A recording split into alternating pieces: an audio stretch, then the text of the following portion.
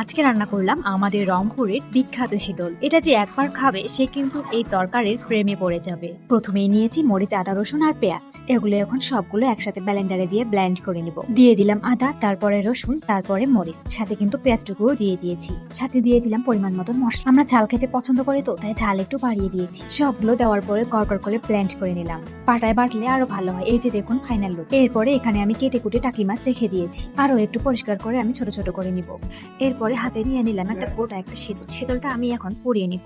শীতলটা পোড়ানোর পর আমি ছোট ছোট টুকরা করে এইভাবে পানিতে কিছুক্ষণ ভিজিয়ে রাখবো। ভিজিয়ে রাখার পর আমি এখানে পাটায় ভালো করে বেটে নিব। শীতলটা ভালো করে না বাটলে খেতে কিন্তু একদমই ভালো লাগবে না, তাই একবারে শীতলটা মিহি করে বেটে নিতে হবে। এরপরে কড়াইতে দিয়ে দিলাম তেল। গরম তেলে ঢেলে দিলাম ব্লেন্ড করা মশলাগুলো। সাথে দিয়ে দিলাম একটু হলুদ, দিয়ে দিলাম কয়েক চামচ লাল মরিচের গুঁড়া। আপনারা চাইলে ঝালটা একটু কমিয়ে দিতে পারেন। আর দিয়ে দিব স্বাদ মতো লবণ। এরপর মশলাটা ভালোভাবে কষাতে থাকবো। মশলাটা ভালোভাবে কষে নিলে অনেক মজা হবে। মশলাটা কষা হয়ে গেলে এরপর দিয়ে দিব মাছগুলো। মাছগুলো আমি ছোট ছোট টুকরা করে কেটে নিয়েছি। মাছগুলো ভালোভাবে সিদ্ধ করে আর কষিয়ে নিব। মাছগুলো সিদ্ধ হয়ে গেলে এখন আমি মাছগুলো তুলে নিব। সবগুলো মাছ আমি একটা বাটিতে তুলে নিলাম। এরপরে আমি সেই মশলাতে দিয়ে দিলাম কিছু পেঁয়াজ কুচি আর রসুন। এগুলো আমি কিছুক্ষণ সিদ্ধ করে নিব। আপনারা চাইলে পরবর্তীতে এই মশলাগুলো স্কিপ করতে পারেন। দেখুন কত সুন্দরভাবে আমার মশলাটা কষানো হয়ে গেছে। এখন আমি বাটানো শীতলটা দিয়ে দিলাম।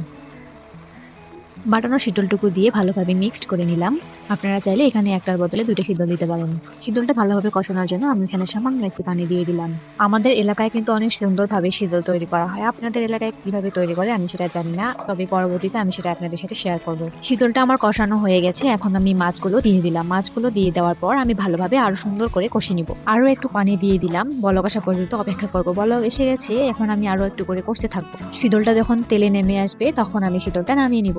দেখতেই পাচ্ছেন আমার শীতলটা কত লোভনীয় আর কত সুন্দর হয়েছে। অবশ্যই আপনারা বাসায় ট্রাই করবেন আর কমেন্ট করে তো অবশ্যই জানাবেন কেমন হয়েছে।